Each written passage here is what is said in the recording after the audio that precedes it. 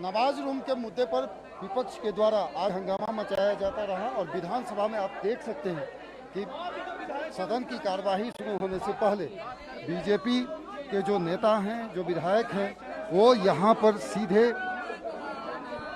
हनुमान चालीसा का पाठ कर रहे हैं। अमर बावरी से हम सीधे जानते हैं कि क्या हो रहा है। ये देख रहे हैं लगातार आप लोग सीधे हनुमान चालीसा। अब इस सरकार में भगवान का ही आसरा है, ईश्वर ही बचा सकते हैं, दूसरा कोई नहीं बचा सकता। जिस तरह सत्ता के अहंकार में चला रहे हैं, जिस तरह से कार्य स्थगन नहीं पढ़ने दिया गया, जो बाती लोग विषयों को उठा रहे हैं और बाहर ईश्वर से प्रार्थना कर रहे हैं कि इस सरकार के अहंकार को चूर करे और इस लोकतंत्र के महत्व को बताते हुए संविधान की गरिमा को बचाए रखे। अनोखा प्रदर्शन हो रहा है और आप देखिए, हम सीधे बिरंची नारायण जी से पूछते हैं। जो माननीय विधानसभा अध्यक्ष जी ने पिछले दिनों जिस प्रकार से नमाज के लिए कक्ष आवंटित किया, उसी दिन हम लोगों ने कहा था कि इसको रद्द करिए, नहीं तो मजबूरी में भारतीय जनता पार्टी के विधायक हनुमान चालीसा का पाठ करेंगे।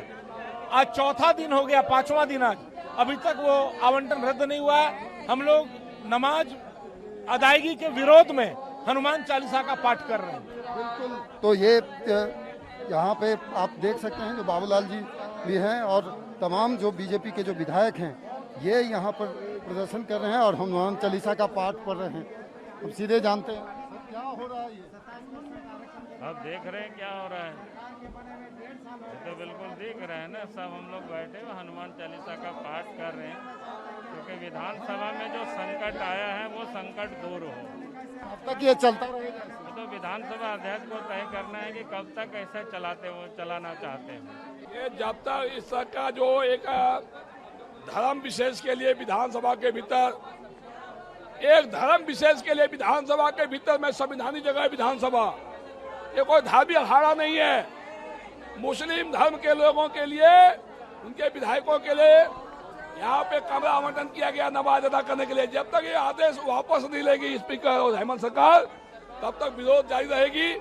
और अगर ये वापस नहीं लेती है तो हम लोग के लिए भी कमरा आवंटन करिए, हम लोग भी हनुमान चालीसा करेंगे, तब करेंगे, ध्यान करेंगे, पूजा करेंगे, शिव तांडव करेंगे, सत्संग करेंगे, भजन करेंगे। ये सरकार से पूछिए, जनता की समस्याओं से दिमाग को भ्रमित करने के लिए हम सरकार ने इस तरह का विधानसभा में तो उनकी आदेश दिया नमाज पढ़ने के लिए। भाई विधानसभा का यह संवैधानिक जगह पर जहाँ जनता का समस्या आती है, वहाँ क्या नमाज पढ़वाइएगा आप? उनसे पूछिए क्यों उन्होंने ऐसा किया। यहाँ जनता का सवाल को लेकर हम लोग आते हैं, राज्य के लिए कानून बनता है, ये क्या नमाज पढ़ने का जगह है? बताइए।